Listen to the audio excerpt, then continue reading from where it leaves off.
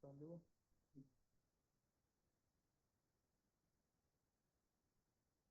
Tem muito isso, né?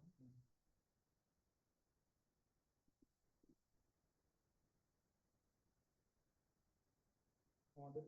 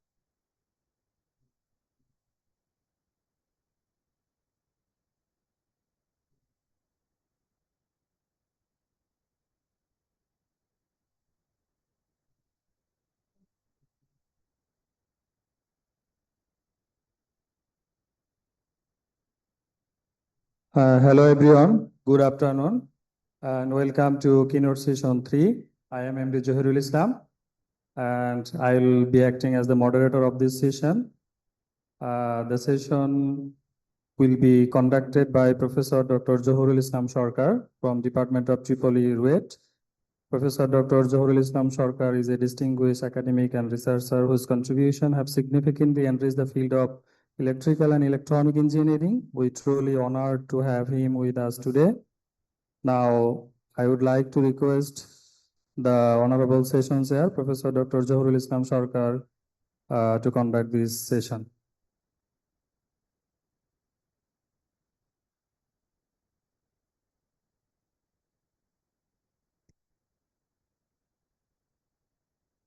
Assalamu alaikum. I am Professor Dr. N. Johirul Islam Sarkar,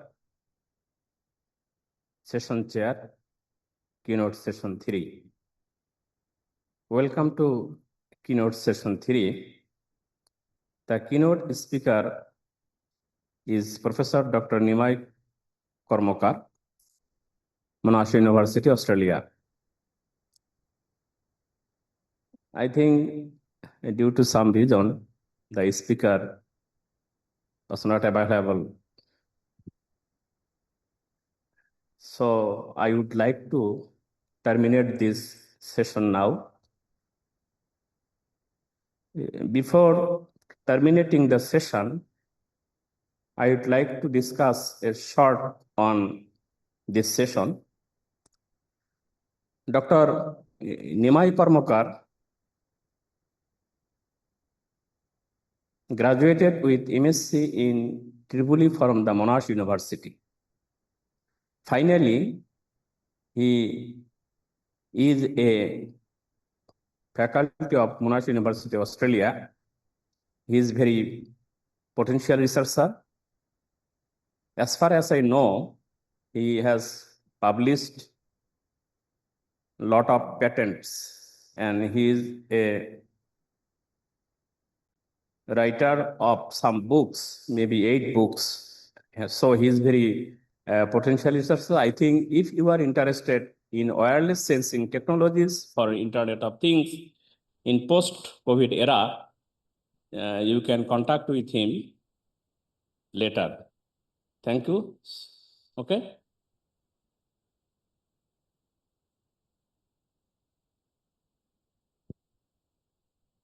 Thank you very much, the Honorable Session Chair, Professor Dr. Johirul Islam Sarkar.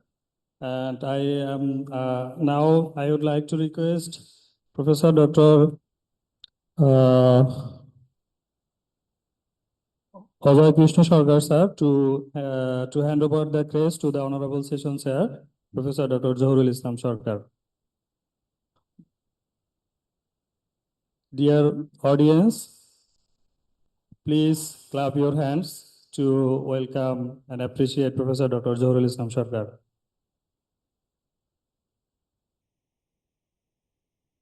Thank you very much.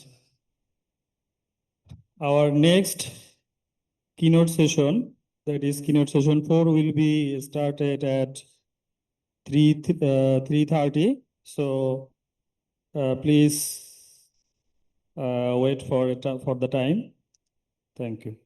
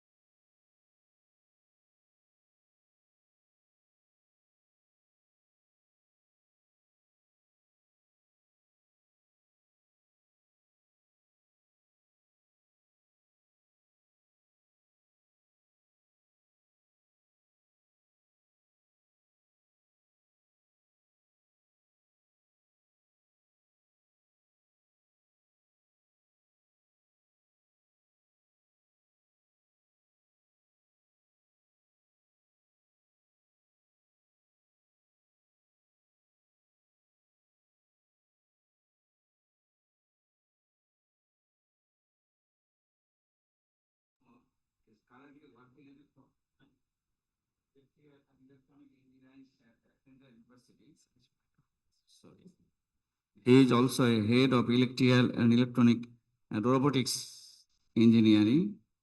Prior to joining F India University, he worked as an associate professor in electrical engineering at Northumbria University, Newcastle, UK, from October 2021 to March 2024.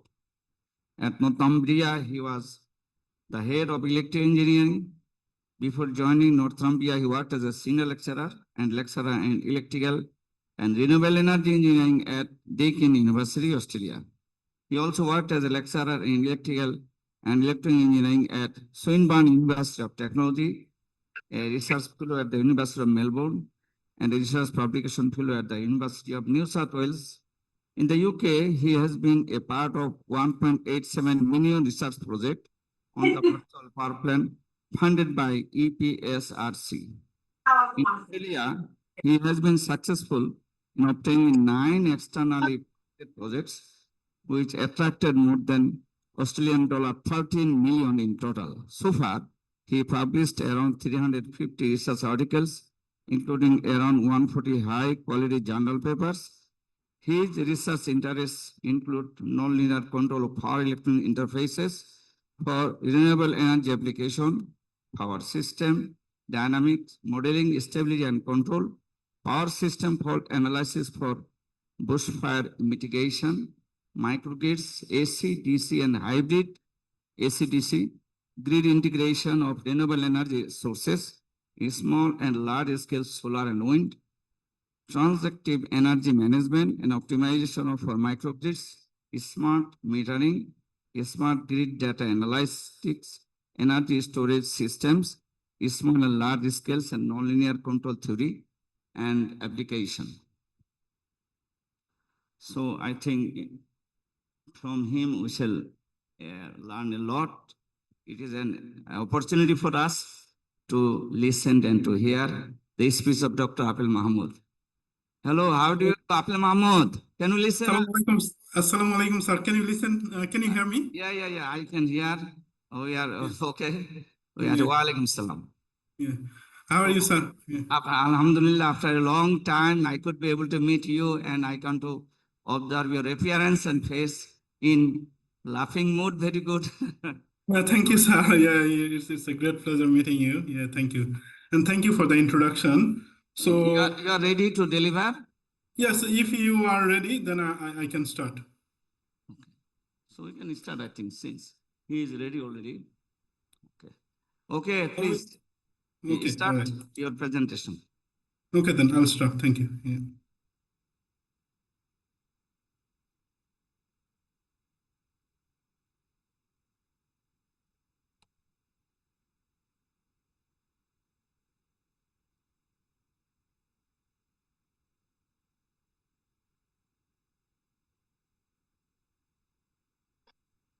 Can you see my screen?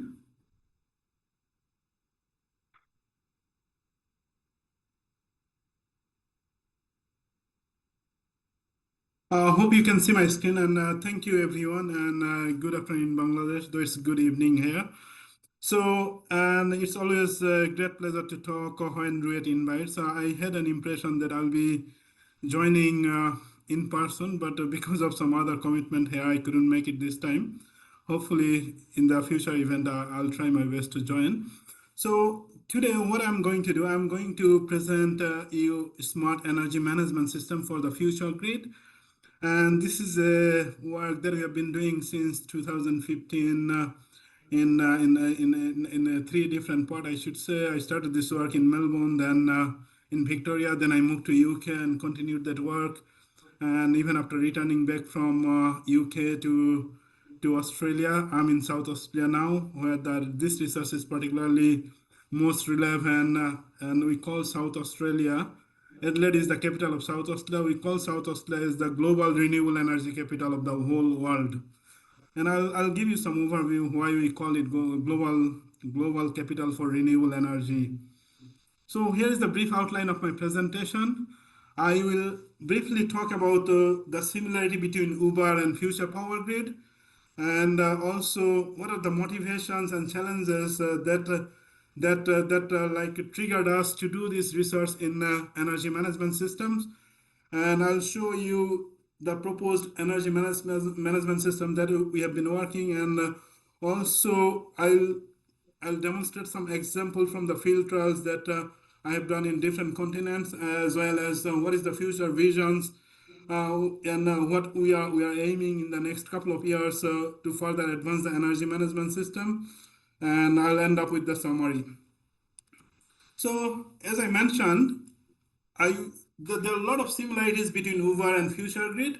Most of us in the world, we know about Uber, you know. Uber, you can drive. When you drive, like you can give a lift to someone with your own car and earn some extra money. Though Uber driver is currently a profession, but when it came to the world as an idea, like the car driver will share their car with other riders who doesn't have access to car, so that they can earn excess money. So when you ride a car, someone else's car, now the question is, why not taxi or other thing? Taxi, why not taxi? Why Uber? Let's say taxi is a bit more expensive than Uber, you know, because I can give you an example. When I go from my home to Adelaide Airport, if I use a taxi, it costs around $55. But if I take an Uber, it costs me only $33. That means I can save $22 actually just for one ride. It's a huge saving for me. And what I'm trying to say here, that we started seeing a lot of similarities between the future grid or current grid and Uber. Let's say if you have got a rooftop solar on the top of your roof, what will happen? During the day you are producing electricity, but during the day when the solar peak, that's not the peak for your home. That's off peak, particularly for your home, because during the day we don't stay at home, we go to office. Basically at home, particularly for residential setting, the peak is basically in the morning and evening. That means we are producing the electricity during the day, and most of this electricity is going to the grid. When we send this electricity to the grid generally pays us at a rate, we call it feed-in tariff. So if we sell the excess energy to the grid, what will happen? They will pay us in feed-in tariff. Though in Bangladesh it's net metering. That means whatever you pay for your electricity bill, they will pay you back for the extra energy that you are selling. But that's not the case in the other part of the world. Let's say in Australia, during the peak, the electricity per kilowatt hour is 52 cents. But when you sell it back to the grid through feed-in, it was really attractive before when it started back in 2010-11. It was 43 cents, but now it's 1 to 5 cents or maximum 10 cents hardly you get. So there is up to, let's say, 50 to 10 times lower than the rate you buy electricity from the retailer. So the idea here is similar to Uber. If we share this electricity to our neighbor who doesn't have solar, let's say South Australia, we call the South Australia as a global energy capital. 1 in every 3 houses, they have got solar. Still 2 houses, they don't have solar. Okay, so what we can do, probably we can share that energy to our neighborhood area in the lower voltage distribution network. And we can sell it at a price lower than the utility rate, which is 50 cents here, roughly, in the peak. Dr. Apel Mahmood, please. Yes. I think you are changing the slide, but we are not observing any change. No, I'm talking on the same slide, sir. I'm talking on the same slide. Yeah, I'm just trying to give you a background at the beginning. Yeah, just I'm talking on the same slide.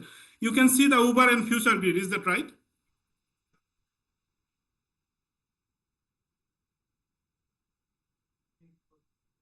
You are seeing the slide Uber and future grid. Is that right? Yeah. Yes. We are seeing. Yeah. Okay. I'm talking on the same slide, sir. Yeah, I'm just trying to give you overview. Yeah, before I go to the next one. Yeah. So what I'm trying to say here, rather than selling the electricity back to the grid in a feed-in tariff rate, we can sell it back to the neighbor. Like we are riding someone else. We are riding. So we are giving ride to someone else, like Uber. Okay. Similarly, our neighbors who will buy from the retailer, from the grid, they pay a price like utility rate, they can buy it cheaper from their neighbor. So it is a win-win situation for both parties, for both seller and buyer. So that's why we see a lot of synergies between Uber and Future Grid. And when we want to do this thing, we need to do it collaborative way. We need to have an energy management system, and that is where the energy management system comes actually. Yeah, that is where energy management system will play a key role. So what are the motivation of doing this work actually? As I mentioned, like we see like a large number of PV system in residential applications. If you look at this graph here, the black one I'd like to focus, that's for Australia. So we are seeing significant growth, and Australia is leading the world in terms of rooftop solar. Yeah, when you compare the total number of houses in a country. So Australia is leading the world, and it will be leading in the next couple of years actually. So there will be a lot of rooftop PV. Already there are a lot of rooftop PV. So this is increasing actually. But the issue is when a lot of solar PV, they will start pumping power during the middle of the day. It will create some congestion. We call it grid congestion, similar to traffic congestion on the road. It will create transmission and distribution congestions. So Australia is the first country in the world that passed that legislation that the distribution network operator can turn off your rooftop solar whenever they think. As a like investor on your rooftop solar, definitely you don't want the distribution network operator to turn off your solar PV. That's because it's not because I need to produce electricity for my home as well. But if you're turning off, that means I need to buy it from the grid and I need to pay more electricity bill. It's not good actually. It's not attractive. Also, as I mentioned, the feed-in tariff is decreasing. It started in 2009-10 with 43 cents. Now it's somewhere between 1 to 10 cents, not more than 10 cents actually. Okay, and we see the increases in the electricity bill every year. We see it. On the other hand, we see the decreases in the technology cost. Let's say the battery energy storage system price was really high. Nowadays in Australia, there is a growing trend of having a residential energy storage system. Okay, so, and also there is no framework for managing the energy, how we are going to trade that energy, how we are going to share that energy between neighborhood areas. So all this motivated us to do this work. So when we come up with the motivation, we saw that there will be some challenges actually. One of the challenges is how do we make sure that we are utilizing our solar and solar battery system before sharing with others. Let's say I'm sharing energy now with you, then I'm buying energy later at a price higher than, so that's not attractive for me.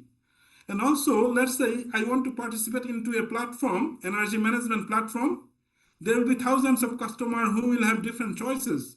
How are you going to accommodate their choices?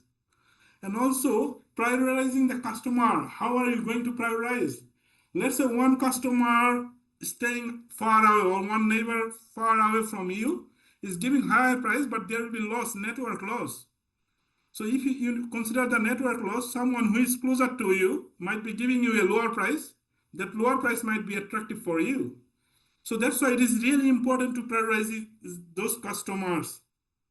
And also, we see strong dynamic interactions. And I can see Professor Nartham from Kuwait is here. We did some work together to do the dynamic interaction analysis. When you get all this rooftop solar, they are very close to the load center. Traditionally, generators are far away from the load center, but when they come close to each other, you will see the dynamic interaction, strong dynamic interaction. They will interact with your appliances or with the neighborhood subsystem. And this is what we see. If you look at this figure here itself, we just increase the number of PV unit. When one PV unit, if we put a disturbances, after the disturbances, if you see, it's mostly stable. But when you increase the number of PV, the oscillatory behaviors become more prominent actually. So that's why we need to manage these interactions. And we need to do this in an automated way, automated energy management system, because we don't have time. We all are busy to do different works, but how are you going to manage this energy sharing actually? There has to be some automation.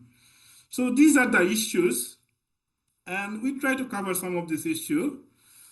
So when we do this energy management system, we can consider that as a hierarchical structure. Let's say at the top, the distribution network operator, and then we have got the medium voltage EMS. MV is medium voltage EMS. Then after that, we have got low voltage, like at the three-phase feeder level, like a three-phase low voltage feeder level, which is 415 volt. And then at the home energy management system at the home level. So we can do from bottom to top. Let's say a couple of home energy management system will be managed by LVEMS, and a couple of LVEMS will be managed by the MVMS, and then at the top of every layer there will be a distribution system operator. And this is the way we started managing in Victoria. So what are the typical brain for the energy management system? So based on this discussion so far that I provided the background, we can say that, like, before we share the energy, we need to make sure that the resources, that means solar battery, are optimally utilized. Then we go for the sharing and trading. When we do the sharing and trading, there will be bidding, like an auto trading system. There will be a bidding process, then priority ranking, and then we'll allocate the energy. And for minimizing the dynamic interactions, we proposed a distributed controller for minimizing the dynamic interactions.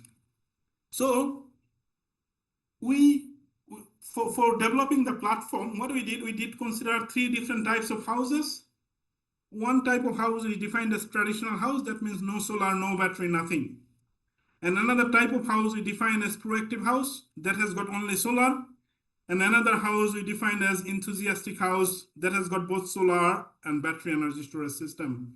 So these are 3 different types of, but now it is other different versions of house coming in, particularly in Australia. A lot of residential houses, they are having only batteries. Some of them are having electric vehicle, though we don't have V2G capability as of now, but V2G capability will come moving forward. So let's start with the optimal resource utilization. So for optimal resource utilization, first we consider for traditional house. Traditional house, they don't have any solar or any battery. So their target is to minimize the energy shortage. That means minimize the electricity bill actually. So how can they minimize the electricity bill? So this is an objective function that we have considered.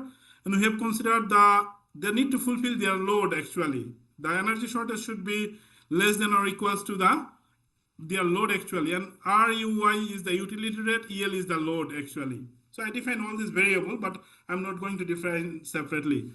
So this is the objective for the traditional house. For proactive house, the idea is here, they want to minimize the cost of energy shortage, but on top of that, they've got solar. So they want to maximize the energy utilization from the solar. Before sharing, they want to maximize their utilization. And also because they will have excess energy at some point, they want to maximize the utility of selling excess energy. So if you look, there are 3 parts here. So one part is the utility from utilization, just for using the energy. Another part is for utility from selling energy. Another part is cost of energy shortage. So if you look here, previously this problem is formulated as a minimization problem, but this problem we formulated as a maximization problems. That's why all earnings are positive, all expenses are negative. So these are the constant, basically generation constant, load constraint, and all those are constant. So to consider the worst case, we have considered when we are selling it, we say that when you are utilizing it, we say that it is utility rate. It can be from neighbor, but we just to reflect the worst case scenario, we consider the utility rate. And when we are selling, we consider that feed-in rate. Okay, so that we are not overestimating the benefit actually. That's the reason. Similarly, for enthusiastic houses, you see, we have got an additional term here for optimal charging and discharging, because these houses have got both battery and solar energy storage system. Battery energy storage system and solar. So that's why we have got 2 additional terms here. If you look, the first 3 terms are similar to proactive house. The last 2 terms are for for battery energy storage system. One for charging. When it is charging, we said that it is consumption, that's why it's negative, it's load. But when you are discharging, it's generation, it's utility from selling. So that's why it's positive. But if you look here, we put a variable tau. This is a switching function basically, because the charging and discharging cannot happen at the same time. When tau is 1, that means it is charging, this term will be 0. When tau is 0, that means it is discharging, because this term will be 0. So that's why we introduce an integer here. So as the result, so what we did, we've solved this problem using mixed integer linear programming optimization technique, a mathematical optimization technique, very fundamental. And these are the constants from similar to proactive house. These are the constants related to battery charging and discharging. I'm not going to talk details. So we have published a paper. I put the source of this paper, and you can go and have a look at more details about that into that paper. So once we ensure that we optimal resources are utilized, or resources are optimally utilized, then the next stage is bidding. So when we do the bidding, the price range is, the price should be, minimum price should be higher than the feed-in tariff, because if it's feed-in tariff, as a seller, I will not sell, because it's better to sell it to the grid. So the minimum price should be higher than the feed-in tariff, but maximum price should be lower than the utility rate, because as a buyer, if it is similar to the utility rate, I'm not going to buy from neighbor, I'll buy from the utility. So to make the scheme attractive for both buyer and seller, this is how we set the price range. And when, let's look at the utility. Utility means saving, what I'm trying to say, it's saving for buyer, yeah, or seller. So from the utility perspective from the buyer, as a buyer, I will try to minimize my electricity bill. That means the cost for shortage.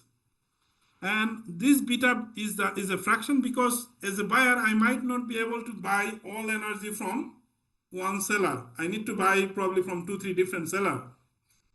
The same for seller. As a seller, I might not be able to sell all of my energy excess to one buyer. I might need to go for, yeah, more seller, more buyer. So this is how I use this fraction. If you look here, this is a fraction, and here is another fraction. So as a buyer, I will try to minimize the cost of energy shortage. And this is the ES is the energy, R is the price range, which is basically in between this range, minimum and maximum. Yeah, if you look, subject to this satisfaction of this constraint. So as a seller, what I will try to do, I will try to maximize my utility. I will try to maximize my benefit, isn't it? So this is a maximization problem. This is a minimization problem. And I have defined the fraction here. Fraction is basically beta B, which is the fraction for the buyer, which is traded energy, ratio of the traded energy and shortage energy. It will be 1 if traded energy and shortage energy are same. The same for the seller actually. So based on that utility maximization and minimization, so what I'll do as a buyer, I'll put the seller on the top priority from whom I'll get the lowest price. If you look, this is the lowest price seller actually. Similarly, the seller will be choosing the buyer from whom they will get the highest benefit actually. Okay, so this is how they will do the priority ranking. So what we are trying to do, we are trying to put all this intelligence embedded within a system, within a trading platform, within an energy management system. Okay.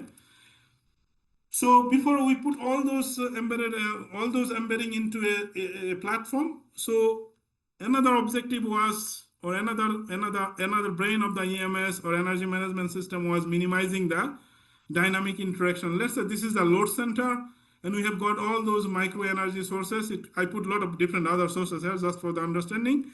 So what I try to do, like we try to have control for each element. When we individually control each element, we call it decentralized control.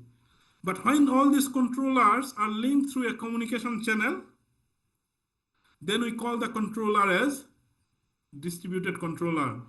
The advantage of using distributed controller is the interaction of this one component with other components can be captured. If you look at the control control law here. This is the general system representation for nonlinear system. So if you look at the control, this is for the individual unit and this is the interaction. If you look, this is for the ith unit or ith component here, but Cij is the coupling factor. This is for other component basically, okay?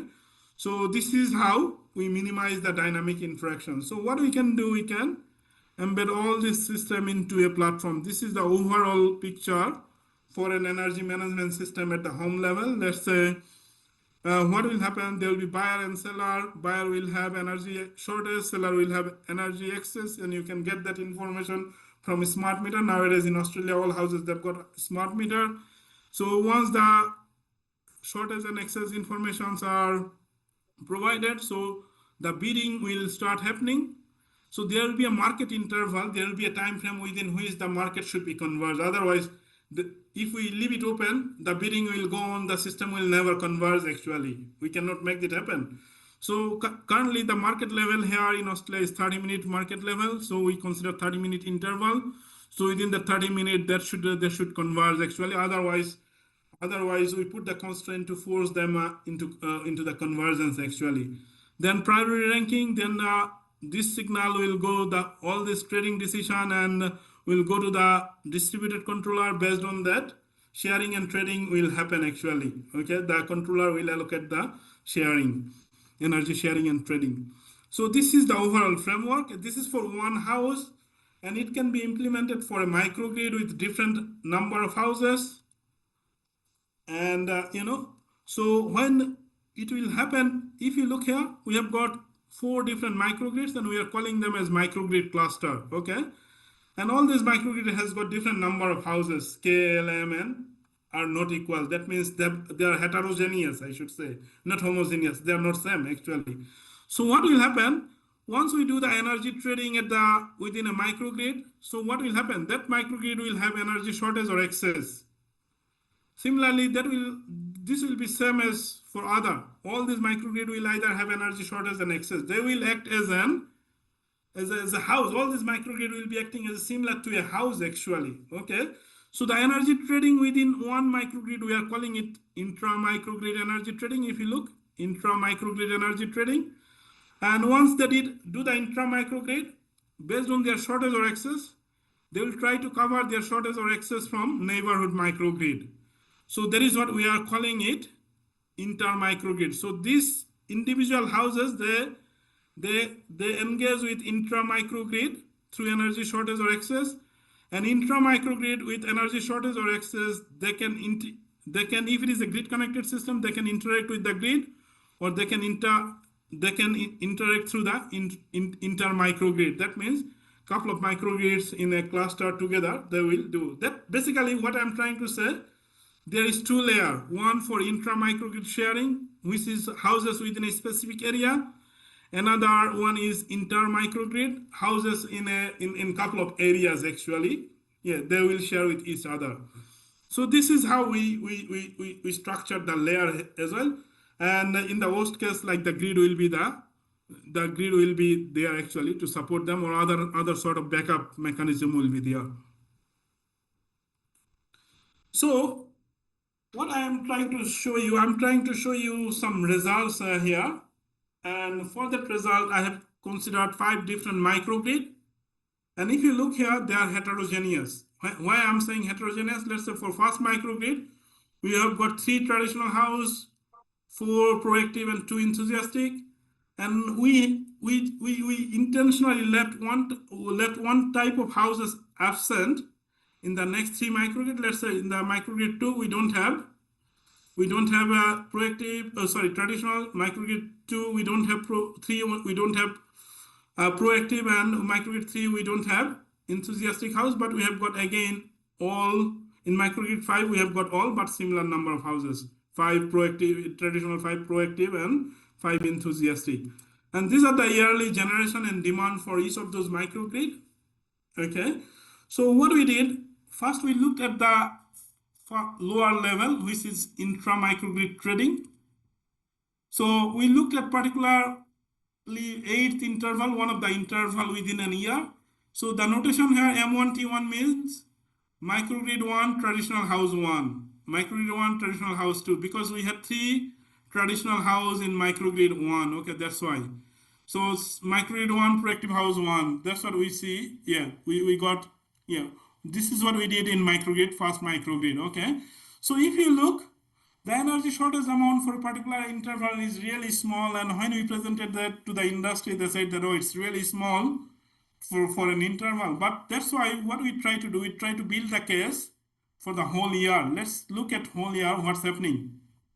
If we look at whole year, intra-microgrid trading happened out of the 17,000 interval, 17,000 something actually. It's whatever, 365 multiplied by 24 multiplied by 2 actually, because half an hour interval. We got significant number of interval where energy trading happen and energy sharing and trading happen, and it's significant amount actually in terms of kilowatt hour. It's significant amount. If you look, the intra-microgrid energy transactions have got more interval here, 3,700 interval, 3,800 over 3,800 here. But if you look inter-microgrid, less number, because most of the energy trading happened in the first layer actually. That's what we try to do. We try to maximize it within the first layer. But still, for inter-microgrid, still it's a significant amount. But if we want to present this result to a layman or the customers who use electricity, they don't understand. What they understand? They understand the bill saving, how much they can save actually by participating into the energy sharing and trading with their neighborhood. So this is why we calculated the bill. When you see this dash line here, dash, all this dash, that means all those houses are absent. As you can remember, we got like in microgrid 1, we had like 3 traditional house, and microgrid 1, we have got 4 proactive and 2 enthusiastic, and microgrid 2, we didn't have any traditional house. Microgrid 3, we didn't have any proactive. That's why these are absent actually, because they didn't have those type of houses. But all participants, whatever, let's say we have got 15 houses, all 15 houses save money. We have got 10 houses here, 10 houses here, 10 houses here, and now 9 houses there. Everyone receive benefit. If you look, the benefits are a bit low for traditional houses because they didn't invest in their solar or battery, but still they save a bit of money actually every year. But these savings are more for enthusiastic houses who has got battery and solar. If you look, they are saving close to $690 a year. This is significant money, 25% saving, I should say. In Australia, we pay around $2,500 to $3,000 electricity bill every year. Nowadays, it's even more. Okay, so this is a huge saving for households. So that's why we saw significant savings in electricity bill through this platform actually. So what we did, as we see through our research, we saw a lot of benefits. We tried to implement that with a company called Mondo Power in Victoria at Deakin University's microgrid. That was a 7.25 megawatt microgrid. We call it world largest university campus microgrid. Okay, though there might be other microgrid. And with a battery, and we install battery on different battery and solar energy system in different buildings, and we try to develop a visualization center and to visualize all those benefits actually. And it serves like it serves huge electricity bill over $1 million between 2021 and in 2021 and $2 million in 2022, because it was partially running in 2021. The saving is a bit more because it was during the COVID time and it was completely under lockdown. But the total project was a $30 million project actually. So initially the estimated return was, initially the estimated return was assumed as 10 to 15 years. But lately they realized that the benefit, the total investment can be recovered within 7 years actually. That was really a useful project. So we did some other field trial with a portable power supply system. It's basically solar and battery system. It's portable. You can move it from one place to another place. And this is a company called Jico Energy.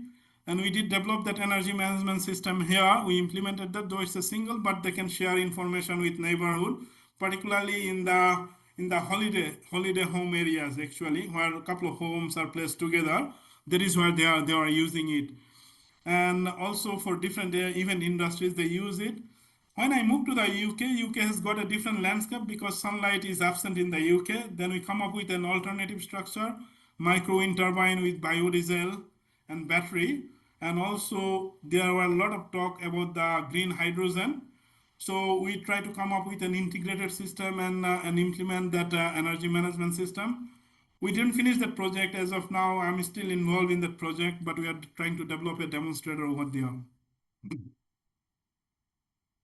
So this is a commercial product, commercial energy management system that we developed with the company Zico Energy.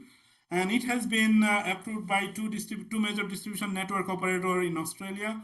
One is City Power and Power Co in Victoria, and another one is South Australia Power Network in South Australia, where I'm located. If you look, the idea is we collect the information from battery and smart inverters. We collect this information. Then we are sending this information to cloud. Then we are processing this information, doing all those calculation and everything. So we have got this black box here. That's what the Zico Energy developed, and we supported them through our R&D. This is a device, and if you look, the device is $525. It's not costly.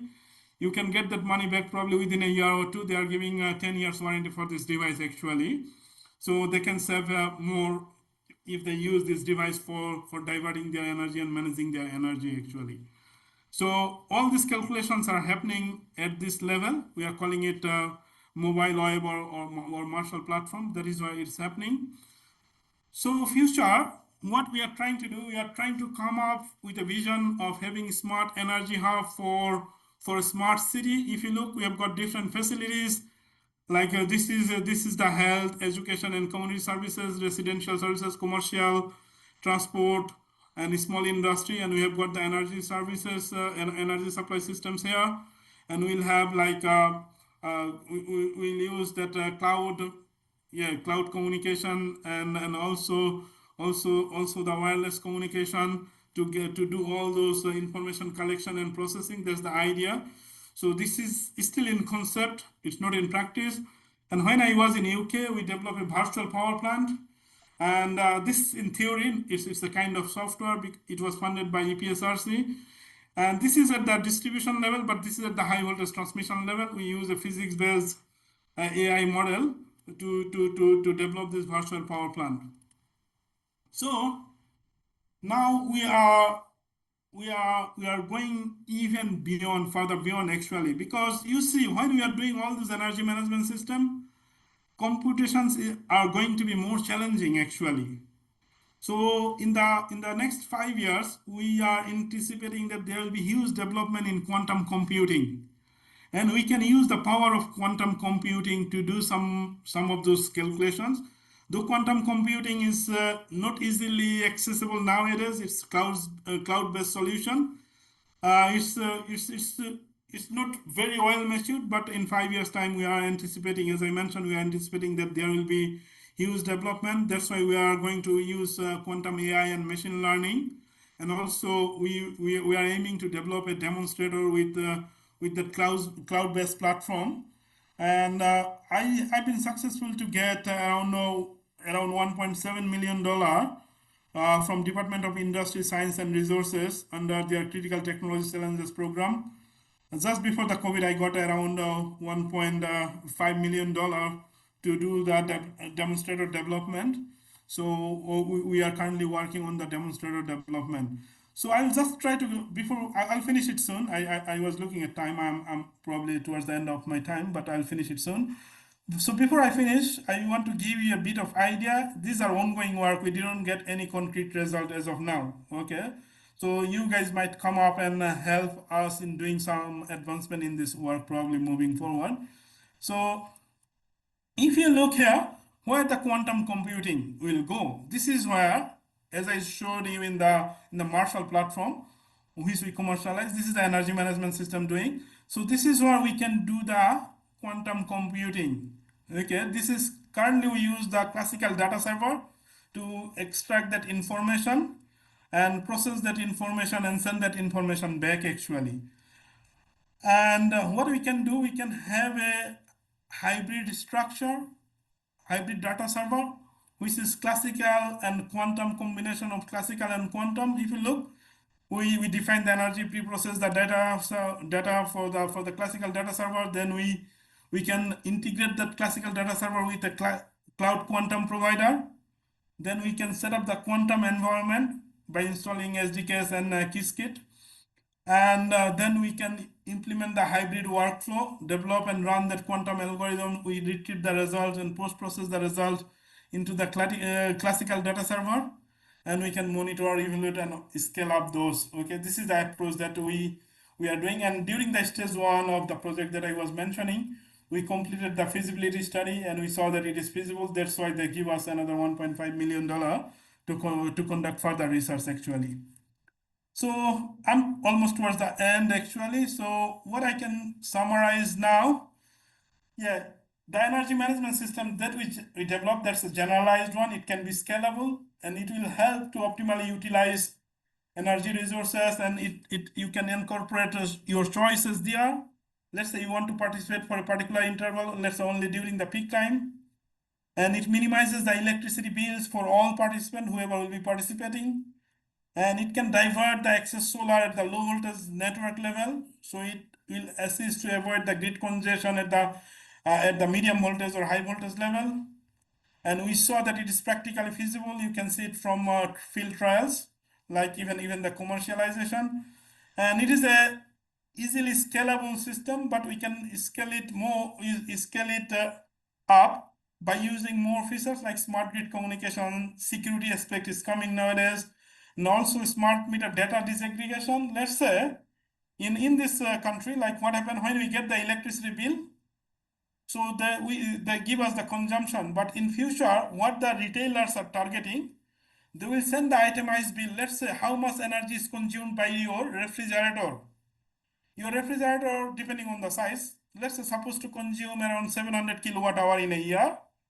But if it is consuming more than that predicted or supposed to be consumed, that means you are paying more electricity bill.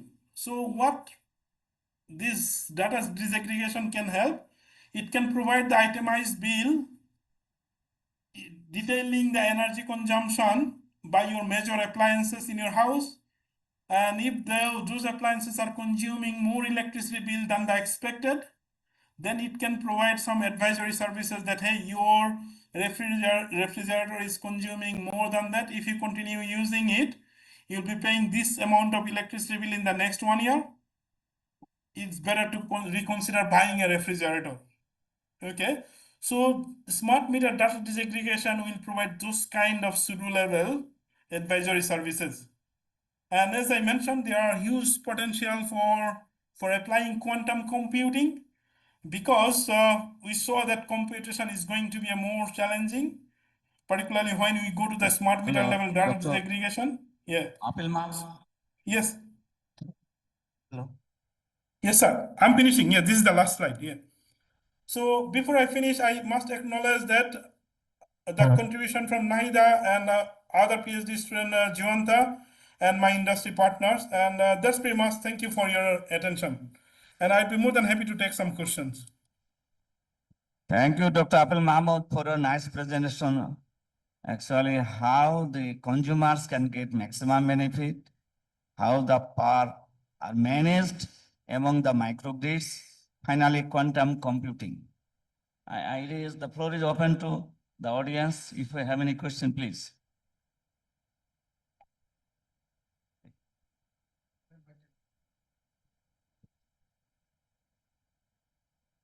Hello, Apple Mahmood.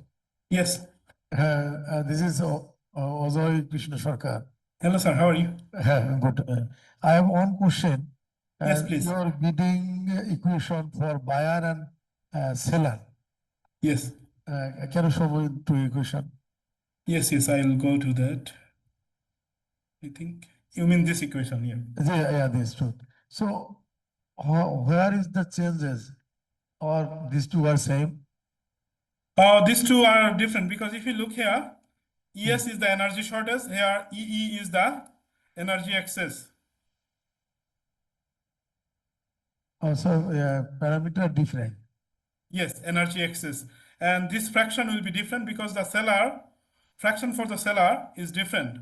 If you look, alpha S is basically the ratio of traded energy and EE, which is the energy excess. And where beta B is basically, B is for buyer. Yeah, that's how we use the notation. Okay. If you look, is the ratio of the traded energy and the energy shortage. This is how they are different actually. Okay. It seems that their shape is the same. Then I was asking. No, that's fine. Yeah, thank you. Yeah. Data, you showed us some data of Yeah. generation and clustering. Yeah. Some real data or numerical data. Those are real data from a distribution network operator in Victoria. Those got from Australia or UK? No, Australia. Those are real data from Australia. Okay. Yeah, Okay, these are that's real okay. data. Yeah, Okay. these are real data because we did a trial in Victoria. I cannot tell the name because of the confidentiality agreement with the. Of course, not. Yeah, I cannot tell the name. We started a trial. There is a one kind of fast wall trial in Victoria with 15 houses. Okay, with 15 houses with different combination. If you look, you see, maximum number is 50 actually. 15. Yeah, that's why. Yeah, we change the configuration of the houses and we try to see that differences in the benefit. Yeah. Okay. Okay. Thank you very much. No, thanks. Any another question from anyone?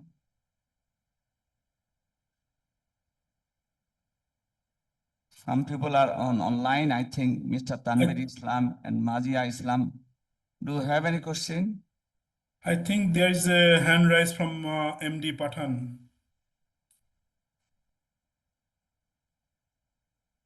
Okay. So please, Yeah. Mr. Dr. Narottam Kumar, I think. No, it's MD Pathan and Professor Pathan. Dr. Okay. Yeah, Dr. No, Mohammad Pathan, Nasiruddin. please. Yeah. Okay, Pathan. Assalamu alaikum. Waalaikum Assalamu alaikum, Dr. Abdul Mohammed and others present there. My question is, are you still researching on this project, and how can I or anyone wants to contribute in your project? What you actually want, where I can contribute in your project? It's a matter of interest and like if your interest aligns with us, that's why we try to do some collaboration. Particularly, I'm working on, as I said, I've got projects on quantum computing application. So currently, I'm engaged in further extending the work that we have done by implementing quantum computation. Quantum computing. So this is where I've got some postdocs working, and my current workload doesn't allow me to collaborate very closely, but I'll have a team, and I can definitely, if your interest align with us, I can connect with some of my postdocs here. Yeah, by mid-February, I'll have 5 postdocs working together, and I'm recruiting 2 lecturer positions and also an associate professor position. So I'm going to have a big team hopefully by the middle of this year. So yeah, definitely you can collaborate with some of those people. Yeah, though probably not directly with me. I'm sorry because the time doesn't allow me. I've got some other administrative role as well.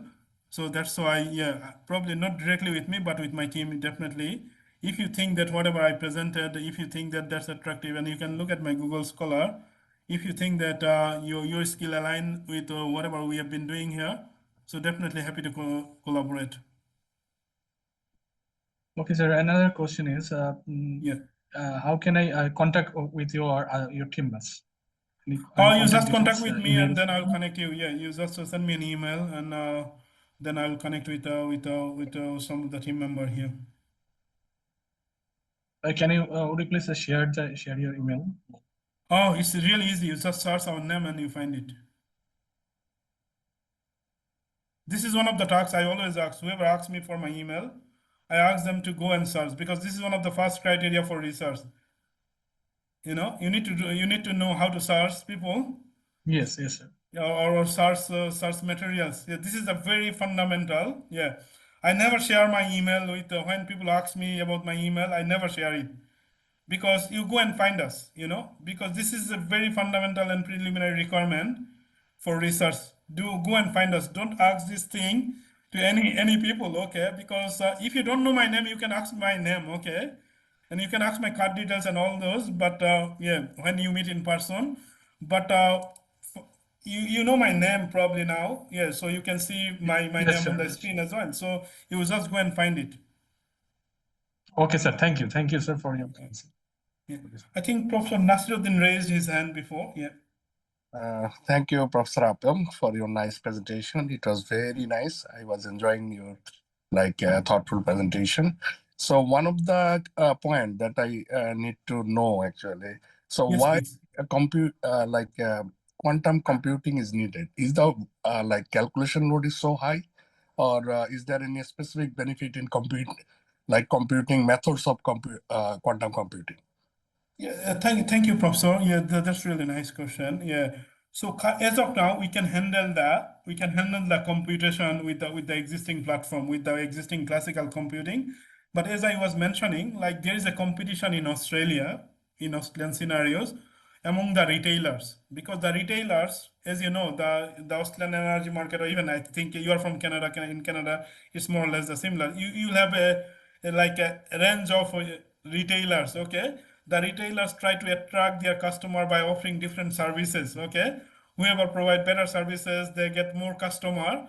So as there is a competition, the retailers try to provide more features to their customers, and this competition is really high in Australia now. We have been approached by ASIL. Let's say, yeah, ASIL is one of the largest energy retailer, and they've got generation as well.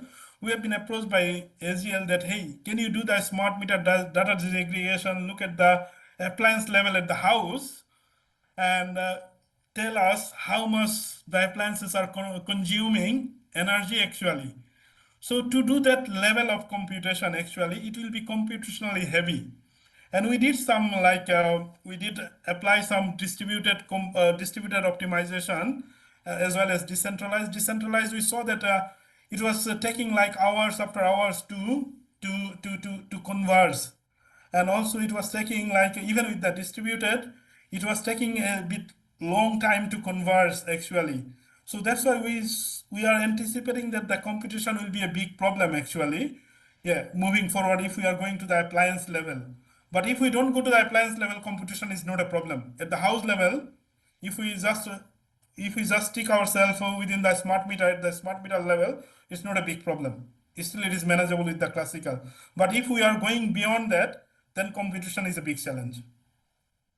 Thank you very much. So the result of the computation, will it be provided to the consumer level like apps or something?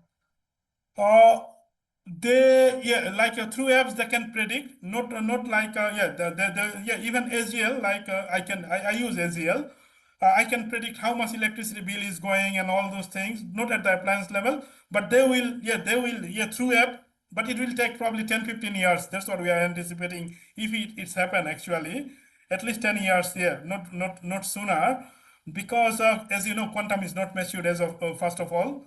And secondly, as of now, they are giving us let's say I can predict my electric vehicle, how much my electric vehicle is consuming and how much my other appliances all other appliances as an aggregated, it's consuming. Based on that, they come up with a plan. They call it EV boost plan, So these are the things that they are doing, but not at that, yeah, they have a plan that they will display the outcome, not for all appliances, probably for major appliances. That's their next target. One of the major appliances at home now is electric vehicle actually, because they're consuming a lot of power. The next target is they will go for the refrigerator or aircon probably during the summer. So that's their target. They have got a staged approach to go for that, probably not all together. Okay, thank you very much for your nice answers. Thank you. Yeah. Wish you all the best. Thank you so much. Dr. Apel Mahmood, I have 1, 2, 3 questions, very small. Yeah, please. Especially I am talking about the wastage materials. Since you are telling that more than 50% of total energy is being generated in Australia from solar. So how, especially the batteries are not long lasting. We have to throw it out, and also the solar panels. Then how are we managing all these wastage materials? That is creates environmental pollution. Another question is batteries. It is microgrids. Many microgrids are talking. You are there. We are sharing energy. How, since microgrids are not connected to each other, that is why they are microgrids. How we are sharing energies among the microgrids? So to answer your first question, it's about the circular economy research for the reusing. Let's say in Australia, particularly for electric vehicle, they are refurbishing the battery for their second life. But to answer your question related to solar panel and solar battery or home battery, we call it home battery in Australia. For that, like still now there is no well-established framework, but Australian government is investing research in that, investing money in that research direction to do the to reuse or to dump those, or to recycle those materials, whether they can be used for other application. So that's what they're doing, and that's.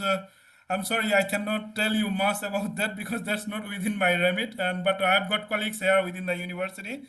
They work on the circular economy, so they're trying to identify OS. But particularly for the electric vehicle battery, we have got well-established policy now, because electric vehicle battery still they've got remaining 60 to 70% capacity, and those electric vehicle batteries after repurposing we can use for home energy storage application for another 5 to 10 years. Okay, so this is for the electric vehicle batteries, but for home battery and solar panels, they started thinking it because the solar revolution in Australia started in 2010, 10, and then 15, 20, around that time. They are now going to nearing to their lifetime, which is 15 to 20 years, as you mentioned. So now they are thinking like how to dispose those materials, and because there are severe impact on the environment. So this is what they are coming up. They are still, as I said, there is no well-established policy in that space, and this is a challenge as well. I understand. And to answer your second part, microgrids are not connected. I agree with you. In remote areas, if they are standalone, they are not connected, but still they are in very rural areas. Okay, so still we can use the intra microgrid, the energy management among houses to optimize the electricity bill. That is still there, but microgrid in other areas, like microgrid doesn't need to be always in remote areas. It can be in other areas, in neighborhood areas, suburban areas. That is where it can work, the cluster will work. But definitely for remote and standalone, that cluster doesn't apply actually. And as I said, it's a scalable one. It has got a couple of layers. In one layer, which is intra microgrid, in that sense, like when there is no connection with other microgrid, we can still do the intra microgrid at the house level energy management system within the microgrid. Okay, thank you very much. Okay. Thank you, sir. Yeah. Apil Mahmood. So Yes, sir. shortly you will tell us what is the status of implementation of your proposal actually in Australia, and what is your planning to implement this thing in Bangladesh? We implemented that, as I said, like we commercialize a product in Australia. So this is what we developed with a company called Jico Energy, and we are using it for two major power distribution network in one in Victoria and one in South Australia. So yeah, we have implemented this device and we commercialize it. It's in the commercialization stage, the earlier version. Okay, now we are trying to advance it with quantum computing. We are so ambitious about it. As you know, research, there is no certainty where it will go, but we are hopeful that it will go somewhere. And this is the answer to your first part. To the second part of your answer, in Bangladesh, we are lagging behind. Yeah, far, I should say, in terms of having solar and all those, particularly renewable energy. The fraction of renewable energy is, please correct me if I'm wrong. It's below 5% probably. Okay, it could be more. Yeah, below 5%. And those Shreda, I met with Shreda, a couple of people from Shreda.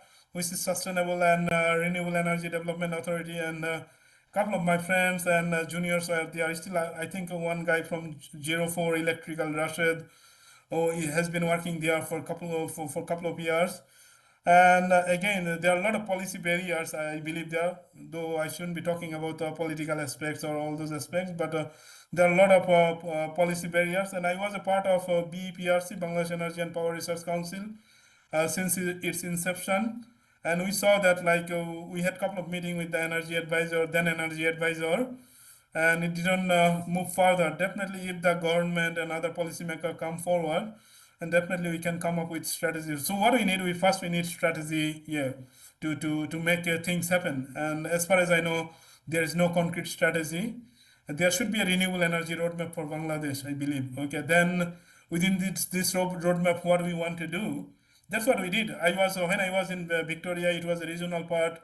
Yeah, so for Geelong regional area, we did help the Geelong City Council to develop their roadmap actually. Okay, and this is what I've been doing now. I'm helping a remote First Nation community area in very remote areas in South Australia. So we do work with the community organization or government, but there should be cooperation from both ends. So if there are cooperation from Bangladesh side, definitely why not? Yeah, we are researcher and we are open to share our knowledge with anyone who would be beneficial. Okay, thank you. Thank you. I think you should give a proposal to the Bangladesh government to implement your No, to be actually on that, needed. we put a, yeah, sorry to interrupt, to be on that, we put a proposal for Bangladesh National Renewable Energy Lab. Professor Said Islam from Federation University, he presented the idea, and I think a couple of Bangladeshi professors from different parts of the world, it came and it was concentrated at one place, and then it didn't move forward. It takes a lot of energy actually, and we all have limited energy, So there should be more flexibility from other side. Yeah, otherwise it's really difficult. And we all know about the bureaucracy over there. Thank you, Dr. Apil Mahmood. Actually, we have a problem. Our country is very small, lower amount of land. So establishing much and more solar power station is very difficult for us. Even though we have established some power plants and projects, we are generating some percentage of the total demand. Anyway, I think from this point, we are concluding the session. If you stop your sharing, then you can proceed for another. I want to support you digital certificate for your nice presentation. Thank you, sir. Yeah. Please, we have displayed this certificate of appreciation. Please receive from us. No, thank you so much. Yeah, thank you so much for inviting and giving me the opportunity to talk to this conference. Yeah. Okay. Hoping to meet you in the future. Inshallah, sir. Yeah. Assalamu alaikum. Yeah. Take care, everyone. Yeah.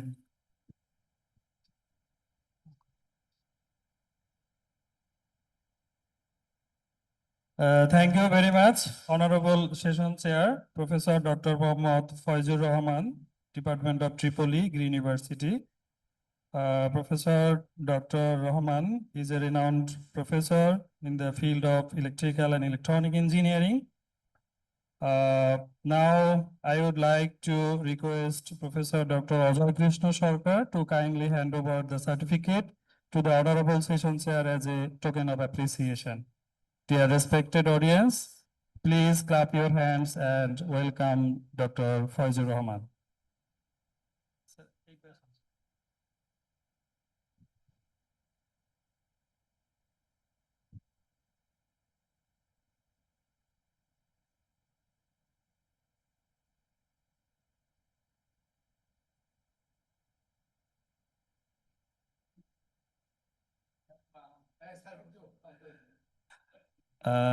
Dear audience, here is an important announcement, both for online and in person.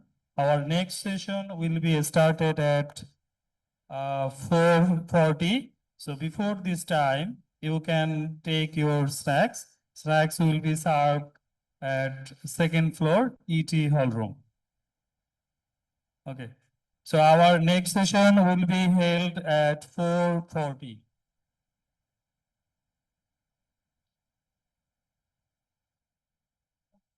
Thank you. এটা কই?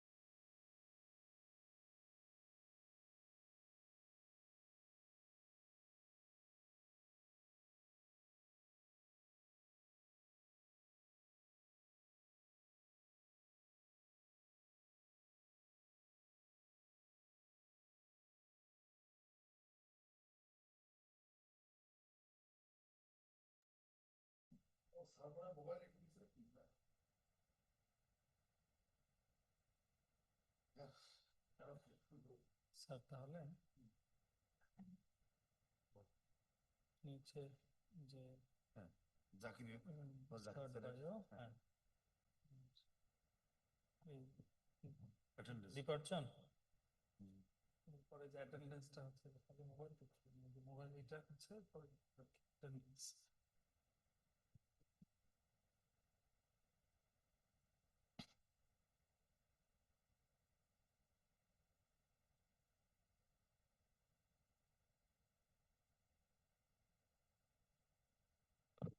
শুরু করলাম hello everyone, good afternoon and welcome to the invited talk 1. I am MD Johirul Islam, serving as an assistant professor in the Department of Computer Science and Engineering at RUET, and I will be acting as the moderator of this session. Now it is my great pleasure to introduce today's honorable session chair, Professor Dr. Ajay Krishna Sarkar from the Department of EEE RUET. Professor Dr. Ajay Krishna Sarkar is a distinguished researcher who has made significant contribution to the field of electrical and electronic engineering. We are truly honored to have him with us today. Now I would like to request the Honorable Session Chair, Professor Dr. Ajay Krishna Sarkar, to conduct this exciting invited talk. Thank you.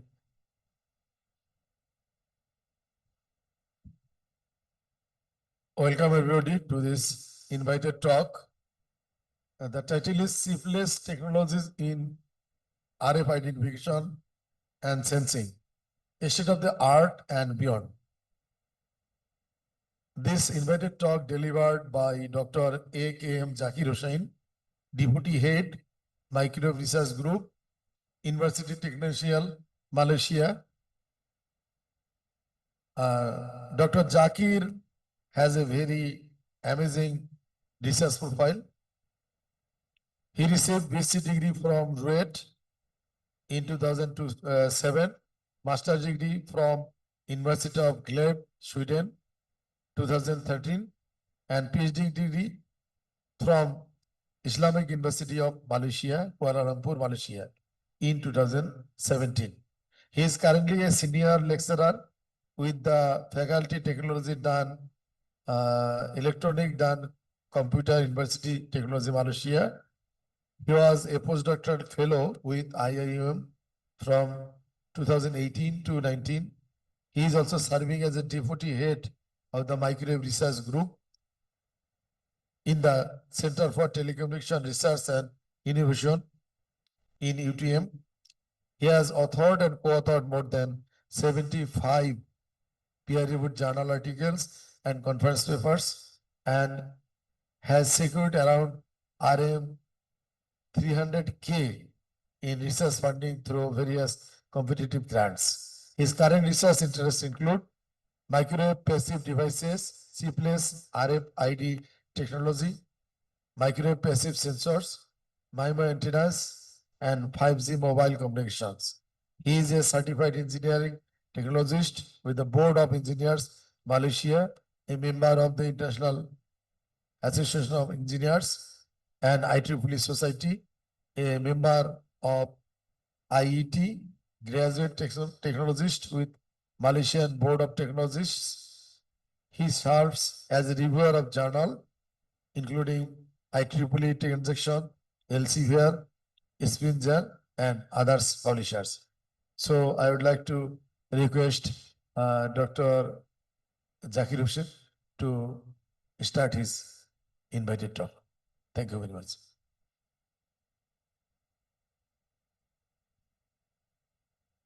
Thank you so much. It's really a pleasure to come here, and of course to present in front of Prof. Ajay, because he's one of the veterans in the field. To be told, it's kind of a little bit emotional for me, because I was once a student, and as a backbencher, I was always scolded by my professors. You know, I was never thought that this will be my bread and butter, you know, and I will become a researcher. But you know, jokes apart, I would like to say that nothing it goes in vain actually. And you can prove yourself anytime in your life, whether just one step away and one effort away. That's all. I could talk a lot, but of course, I have to spend my time here. So we would like to start. Let me test this one first. Okay. Okay. So I warmly welcome all of you to my invited talk, where I will talk about chipless techniques. Means that we were trying to drive the chip away from the designs of microwaves. Where we try those techniques to do some radio frequency identifications, and of course, a little bit sensing also, and I will try to introduce. And it's like a summary. I will not go so deep inside technical deep inside actually. Of course, Prof already introduced me. I'm Abdul Qayyum Muhammad Zakir Hussain. I am ex-student from this university. My batch is 01, Tripoli. Currently, I'm working as a in the micro research group, and of course, a senior lecturer in University Technical Malaysia, Melaka. This is my presentation outline. I will talk, of course, we will talk about some motivation for sure. We need to know why we are doing this work. And then there is publication trend also, some backgrounds for sure. And then I will introduce this, what the concept, and then some recent design, some, of course, some future challenges, and of course, the conclusion. Okay. Well, it's remarkable that sometimes we talk about cheap and chips and all the things, we fight, we see the fight between China and America about, how much, what technology they can grow with the chips, right? But our research, what we do here is not really on the chips. We try to take the chip away, but we use that chipless things in the RFID market, Well, if we see that what RFID market is expected growth is around more than 48 billion in 2034. And if we talk about the RFID market, there is a portion of that RFID market, we call it the printed and chipless RFID market. Well, that's a tiny portion, but it's a significant portion, which is we see that around 7 billion by 2030. If we check about the generic RFID documents, what published so far in 1983 to 2023, we see, unfortunately, there is a decline, and this is sad that somebody who's having research on RFID, but seeing the declination of the documents published, until 2023. However, this is a broader picture. If we switch our dimension to another field, which is CRFID. CRFID means chipless RFID actually.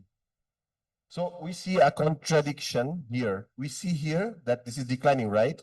But if we see deep down, then in the chipless RFID, the market, the amount of publication is actually in the increasing trend.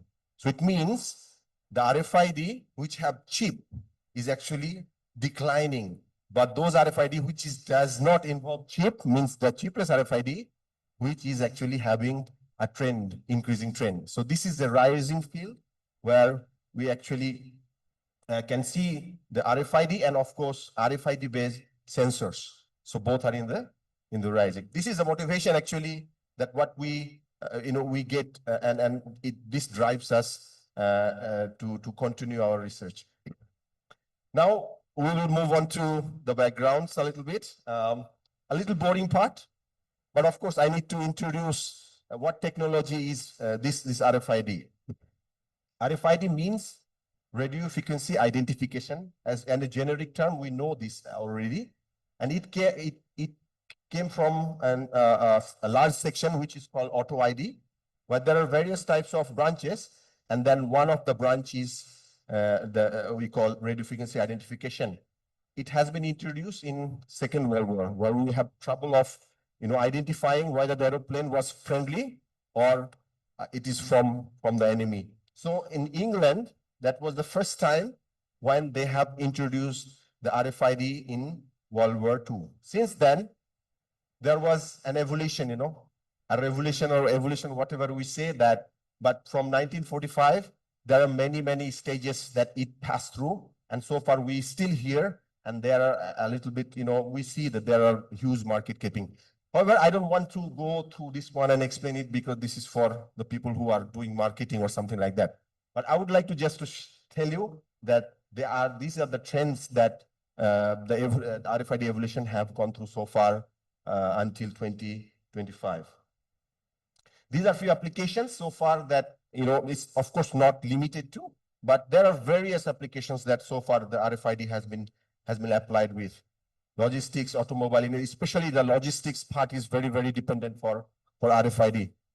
If we have gone outside and then we drive in a highways in the, I don't know, in Bangladesh, there are RFID toll collection. Did you see? I don't think they're already here, right? But in outside, it's omnipresent, means everywhere you will see. Okay, it's automated through RFID system. So logistics, automobile industry, library, whatever, there are many, many places that is RFID is omnipresent. Yeah, there are metro rails, I believe they have right now. But in outside, it's like omnipresent. Everywhere you will see the application of RFIDs.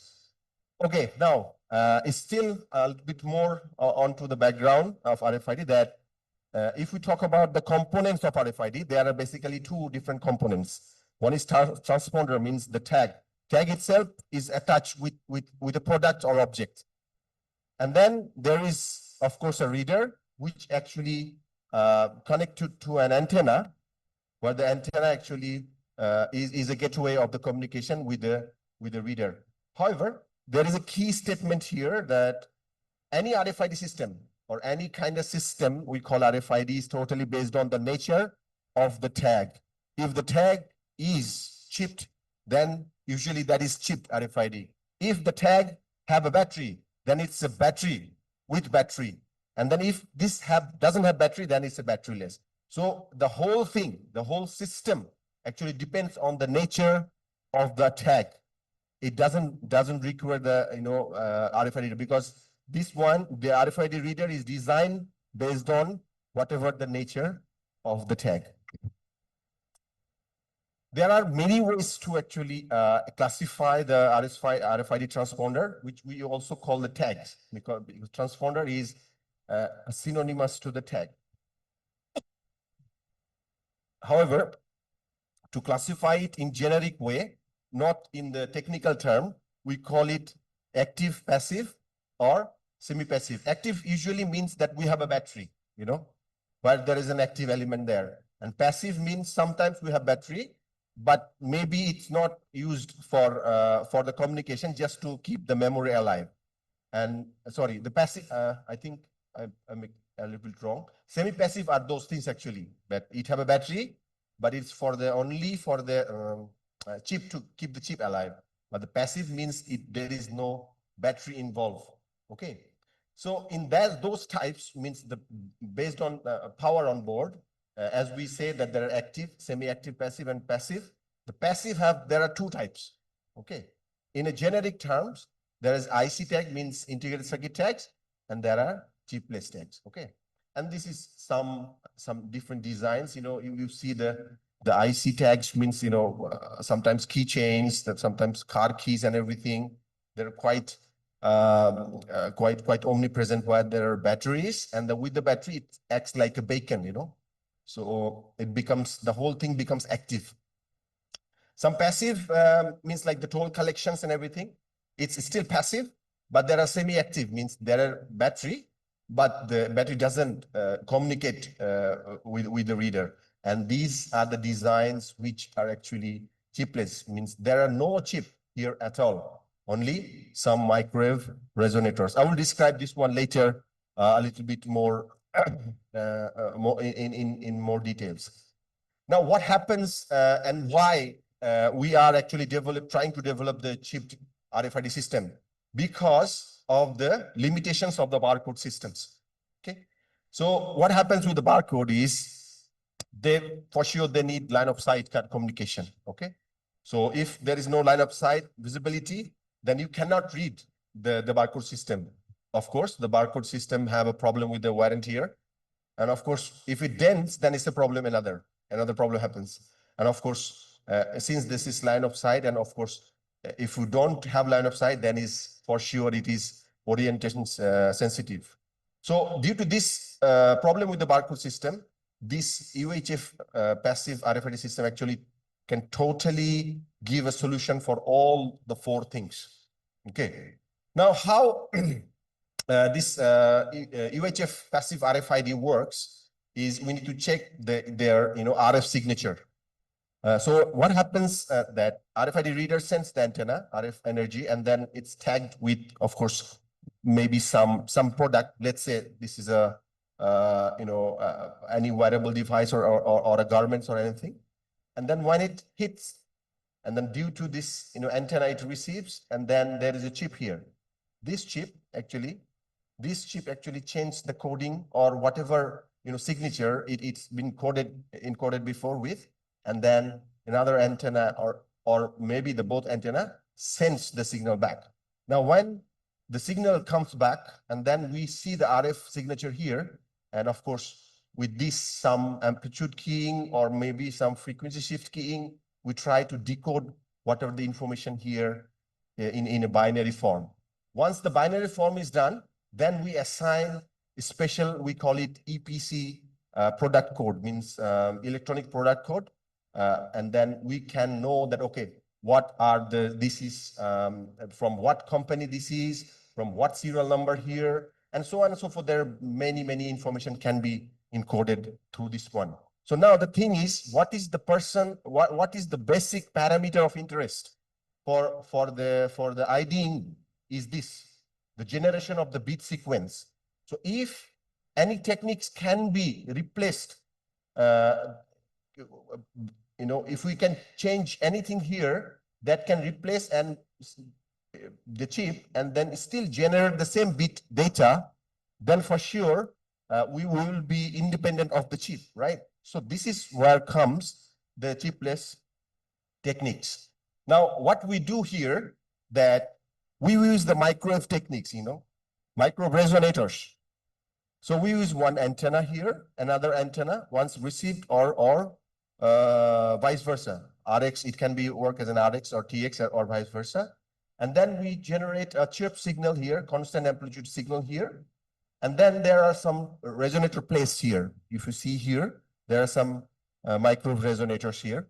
And then what happens that if there is a presence of any resonator at the similar frequency, means what this frequency is designed for, then we will see there is a change here. So whether we code this one to 1 or we can code this one to 0, either it can be a magnitude or it can be a domain. Of course, both in the frequency domain, can be time domain also, but here we put in the frequency domain. Either we change the phase information or we can change the magnitude information. So what happens? We're still generating the same code, right? What we have generated here. So if this one is possible, then the code generation is possible. And of course, then we can tag along with the EPC global code to actually identify the specific product. So by using this microwave resonator and the resonator techniques, actually it's borrowed from the microwave techniques for sure.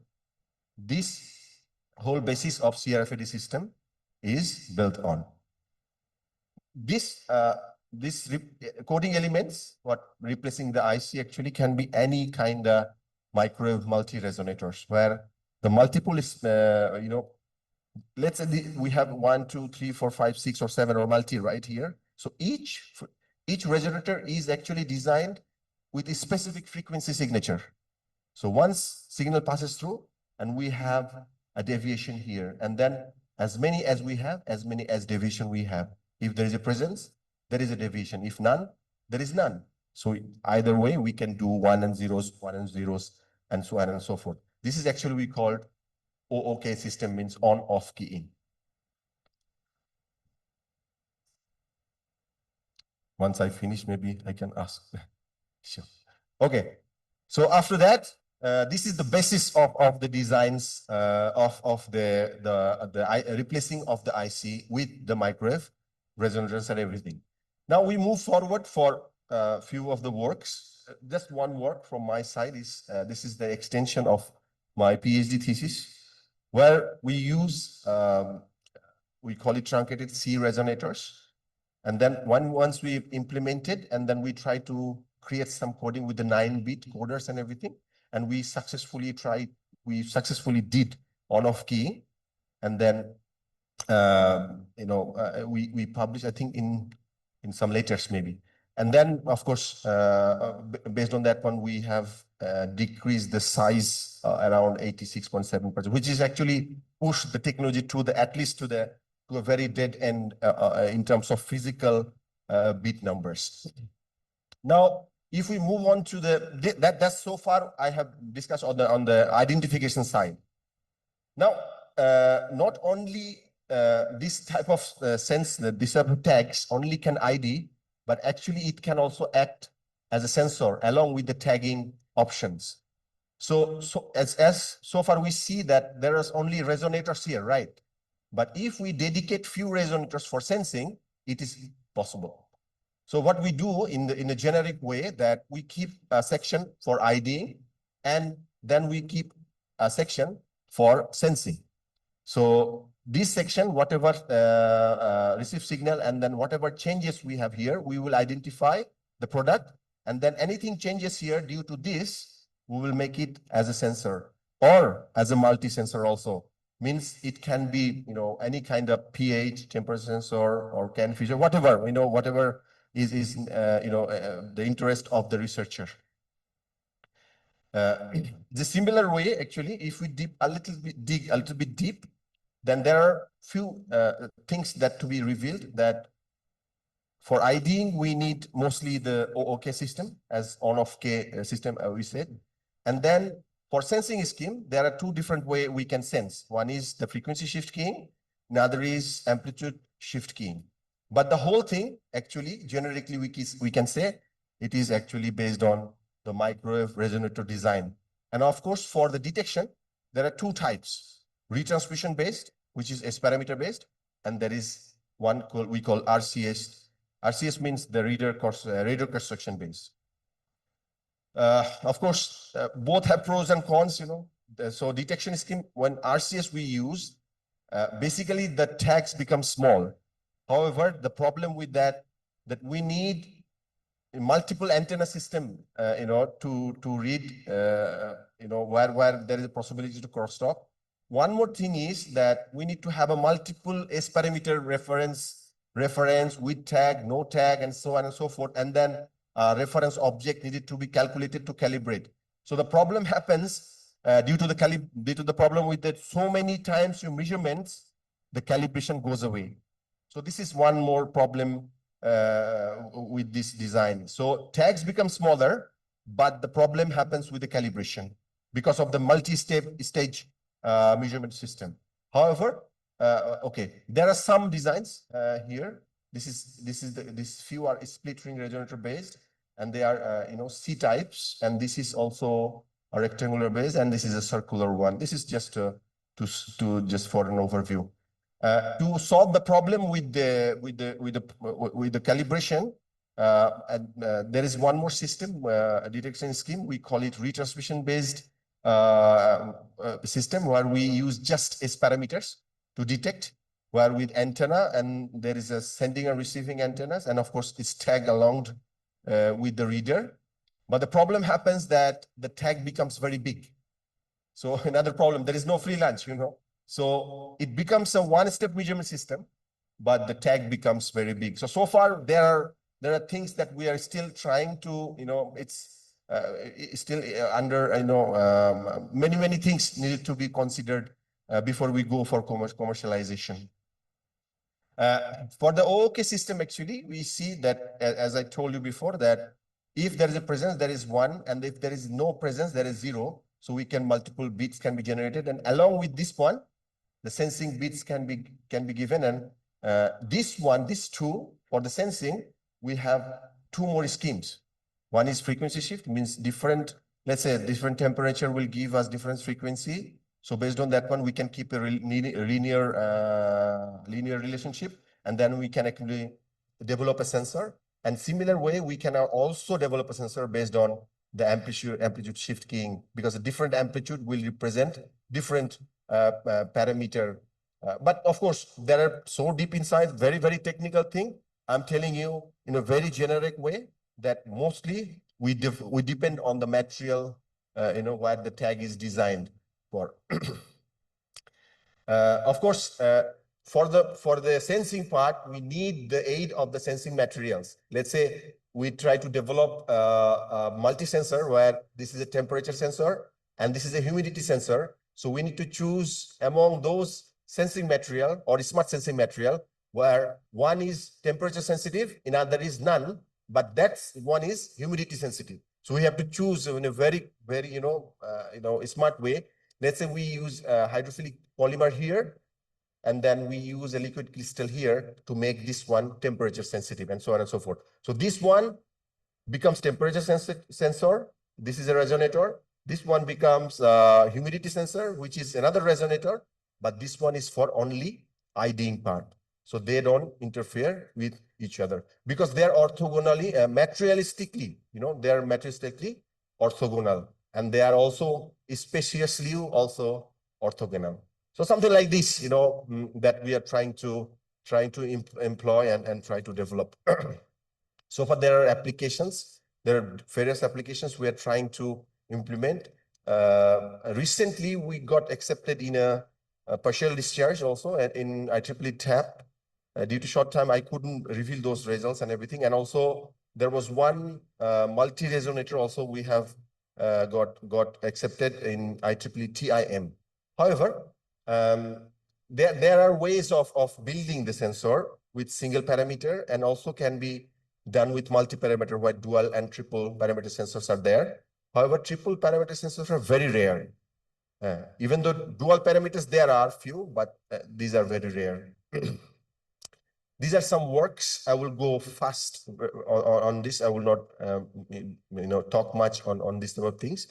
That so far we have 30 bits is one of the highest one, where we have more than 1 billion combinations. It's a small size, but it have a moderate sensitivity. The comms is very complex. Even I said that RCS measurement is very complex, so that's a complex part that we need to deal with. Another work is here, which is 12-bit, very easy detection because it's two antenna system.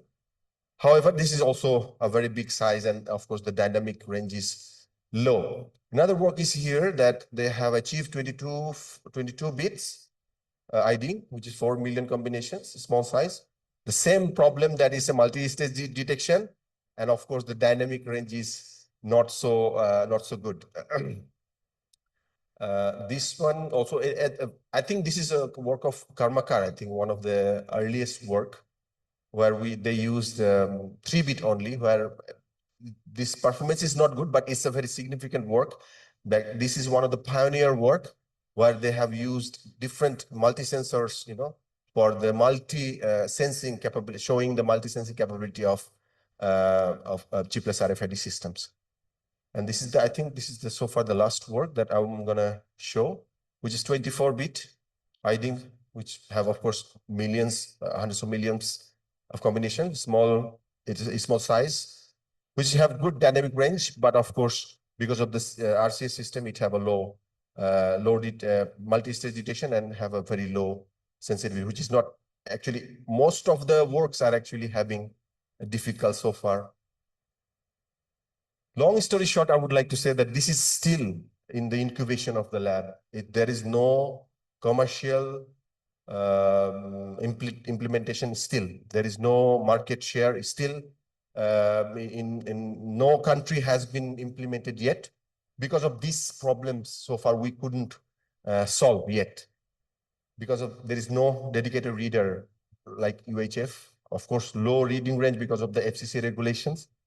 Some sensitivity issue for sure there are, and limited coding capacities, there are few, because we can go as high as 120 for chipped, but for chipless, we cannot go that much. There is no anti-collision, protocol is still established. No standard for sure because of this. They are both very closely related. Permanent damage, if we use sensors, then there is the risk of permanent damage. And of course, this is a little bit advanced, that if there is a multi-sensor selectivity issue is a problem. And of course, so far, since this is not commercially available yet, so it's a problem with the large scale development. So these are the few areas that we are it's not so many years ago that this technology have invented actually. If we talk about sensors, then it's not more than 10 years. So it's still in the incubation. There are many players trying to, develop this one. Most of the thing is this one, so far the drawbacks is this one. The reader design is very, very important. And of course, there are many, many other aspects, semi aspects of this.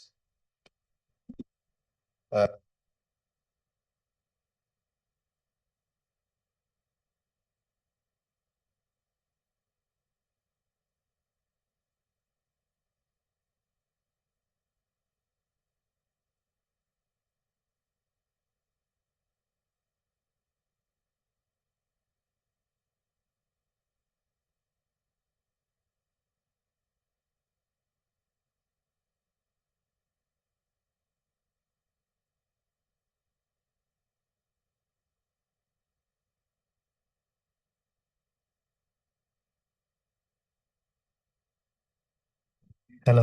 That's a lot of challenge. So hopefully that within few years I can carry on, because most of the funding from the government is actually in Malaysia. It's me who is actually taking those fundings from them to drive this further, inshallah. And that's all from my side. And I hope I thank you for the patience and hope that you have understood what I tried to say. Thank you so much. Thank you, Dr. Zakir, for your nice presentation. Now, floor is open for question or any queries.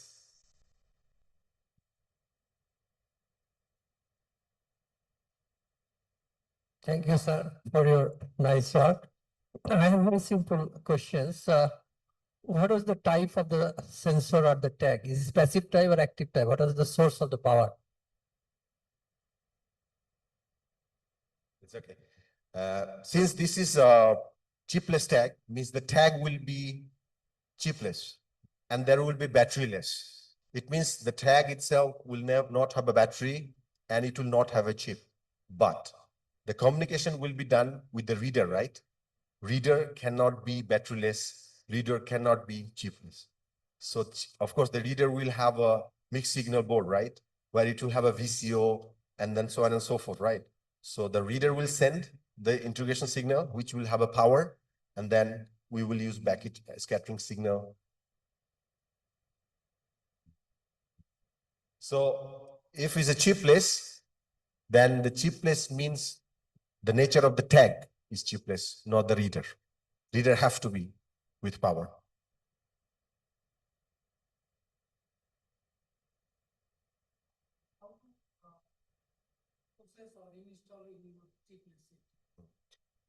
When we use the coding scheme means when we use the chipless multi-resonators, means we use the microwave resonators. Now, when we send the chip, let's try to go back to the mechanism a little bit. Can you full screen?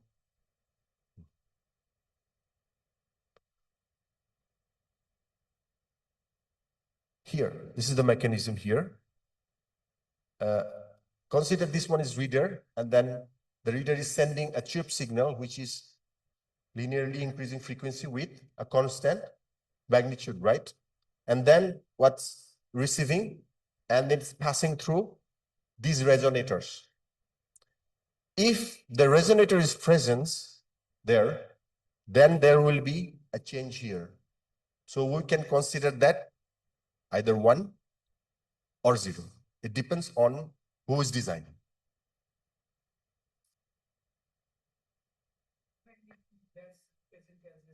Yeah, either one or zero. No, depends on the designer how it. If it's a presence, then we can consider either one, or we can consider either zero. Means vice versa. If we consider one as a presence, then non-presence is zero automatically. So it's 1, 1, 1 means all present, or 0, 0, 0 means all present. Not necessarily. If we present one resonator, we'll consider one. And the next frequency space, if we design that I would not like to present any, then that will be considered as zero. So it will become 1, 0, and so on and so forth. Many combination we do. Let's say 1, 0, 1, 1, 0, 1, 1, 0, 0. So something like that.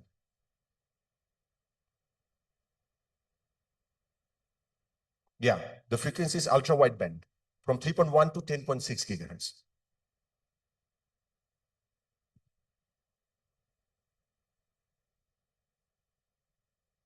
So far, there are a few I have shown actually. There are 6 designs I have shown here.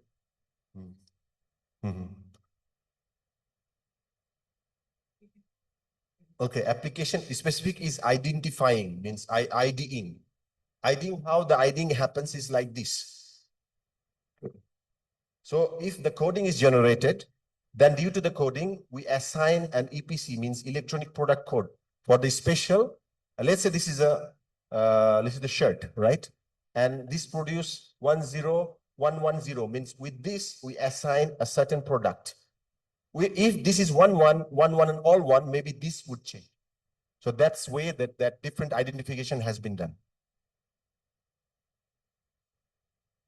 Exactly. We need to tie it up with the EPC global code for sure. That's the way of identification. Exactly. No, not the tag, but the reader. Yes.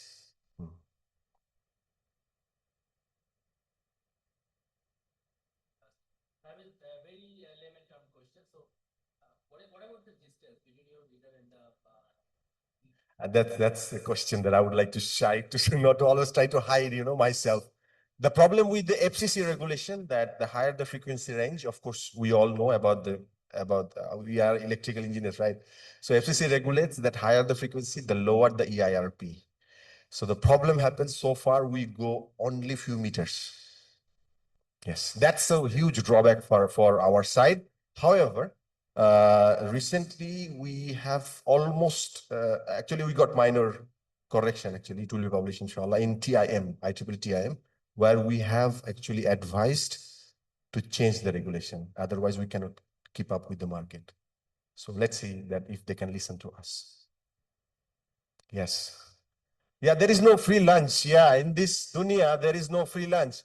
We want to see something, want to do something, then the regulation will come and try to contain us. But let's see that we are trying to pierce through that. As long as that we are not harming anyone, I think FCC can change the regulation a little bit. Sure.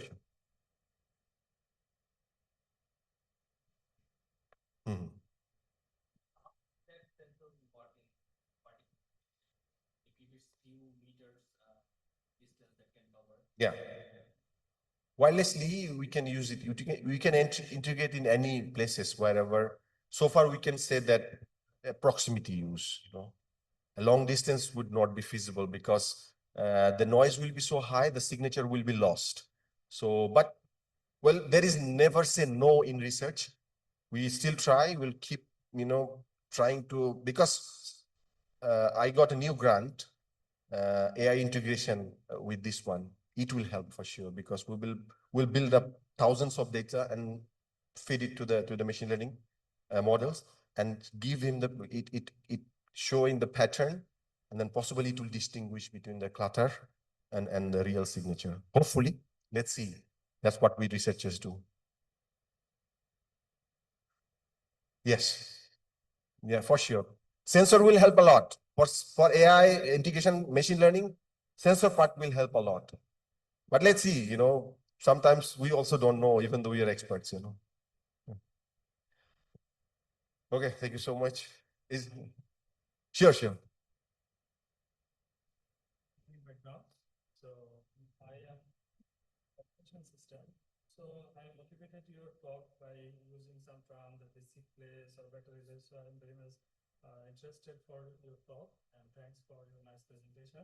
So my question is, from your slide, I have seen that somewhere you use 24-bit for the port or 96-bit. Okay. So is your system has used fixed coding system or variable length coding system, or is there any impact to use complex adaptive coding system for the system for getting any type of benefits? Yeah, I understood your concept. It depends on, because most of the design is resonator based. So it depends on the physical presence of the resonator on the tag. Sometimes due to the constraint of the, let's say a company comes and say that we need a tag which is only this much. It have to be this much, mm square. So the problem is then we have a challenge of containing too many bits inside. To do so, sometimes we lose some bits. That's why it produces different variable bits, And also, if we detect through RCS, then the bits, we can actually contain a lot denser bits, but the problem happens that we have a serious problem with the calibration because we need a multiple S parameter measurement, then we need an equation to solve it to process, and then we can calculate RCS, where many data are lost. But to deal with that one, we switch to multiple antenna systems, and we use retransmission based, then the tag becomes big. So we are having some dilemmas on this one, and we are stuck on still on this type of things. But the good question, by the way, actually. Yeah, because of the presence of the antenna, yeah. Yeah. Same, yeah. There are two ways. I would like to just, if you have time.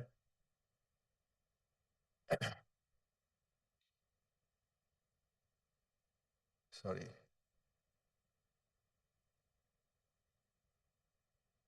Where is it? I think I'm lost somewhere. Not this one. This one. There are two ways of detecting this tag. One is RCS based. The other is retransmission based. RCS based, they are small in size because there is no antenna involved here. But the retransmission based, yes, only this parameter. So that's why the problem, but the problem is without antenna, you cannot really measure, the wireless signature. That's the problem. Okay, but for RCS, let's say for RCS, how we calculate, we use the tag and we use S21.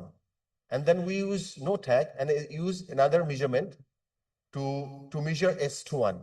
Another is the reference means we know a known one, and then we use this one and then no tag. And then this actually makes the calibration problem because there is no direct way to calculate RCS. This is the way to calculate RCS from the known S21. That's the limitation of the technology so far. So this one, the problem is that if we want to make this smaller, then the problem happens with the calibration. If we make it bigger, if we want to solve this problem, then the tag becomes bigger. So there is some challenges, we are still trying to face. Is there any question that I would like to? Any question from the audience? Any more queries? No problem. I would like to open up for open for collaboration if anybody wants to. No problem, because that's I'm doing for last 7-8 years. So we can talk more in details later on. We have many time. We have a time of lifetime. No problem. Sure. Yes. Sensing, right? Okay. So what happens here? Look at this generic design. Look at this generic design. So what we do, we keep a section for only resonators, which will be generated for ID bits only. Something like this. Let's say we have a 20-bit here. And then there will be two different or 3 different resonators this will be considered as a sensing beats in the S parameter versus the frequency domain. Now, what happens? Anything changes, this will move, not this one. By this one, we will have a linear relationship, right? Something like this, something generically like this. So nothing will change here, but this will happen change here, or this will happen change related to these two. So these two will work as a sensor, and along that, for sure, we can identify this with this coding. So this identification will be done, and of course, let's say this is a temperature sensor, and this will be humidity or any other pH or moisture or any other things that whatever. No, we didn't remove anything from this side. We added extra because this design, let's say this design is tuned to, let's say 6.2 gigahertz. So it will not interfere with, for sure, 5.2 and this. So we dedicate. Yeah, we call it spectral separation. Yes. So this is spectral separation. These two are spectrally separated with this multi-resonator. Now, one more thing separation is spatial separation also. So this is space, right, between them. So these two separation. One more separation we do, we call material orthogonality, where we see here. This material is sensitive for temperature, but not for humidity. So we put it on a layer on top of this one. So this will become temperature. When the moisture changes, this will not change much. But when temperature changes, this will change because the temperature, we use graphene maybe any kind of metal oxide. And so on and so forth, we use this one, this orthogonality. Let's say we use Kapton here, which is sensitive to humidity, but not sensitive to temperature. Because of this orthogonality, when the temperature changes, this will be more sensitive than this one. When humidity changes, this will act as a humidity sensor. But nothing will change here because we didn't apply anything on this one. So that's the technology that we are trying to. Yes, the whole thing is a chip. Yes, the whole thing is a chip where we have an ID section and we have, this is sensor 1 section and sensor 2. Exactly. Either resonance will change, we call it frequency shift keying, or we are calling it ASK. Either its frequency will change or the amplitude will change. It depends on, because usually for the moisture, especially for the gases, we cannot do AFSK actually. For the gases, we need ASK. So that's the thing.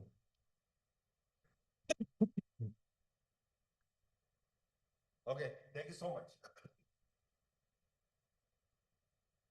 Thank you very much for your nice presentation and discussion as well. Really, this is a new technology and a lot of challenge there. If we want to go forward something, we need to compromise. Then the optimization comes. And we engineer are doing that actually. Thank you very much to all of the participants, and especially thanks to engineer Zakir Hussain. I conclude this session with that presentation. Thank you very much.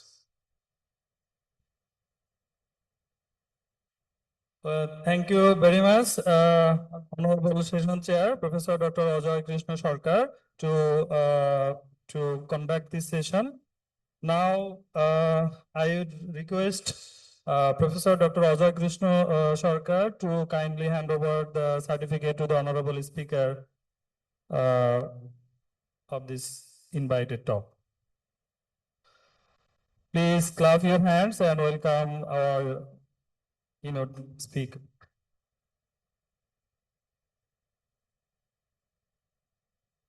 Okay, now I would like to request our honorable invited speaker to hand over the case to the Honorable Session Chair, Professor Dr. Ajay Krishna Sarkar. It's a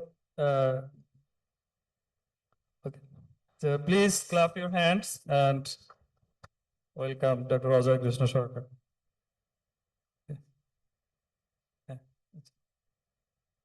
Okay.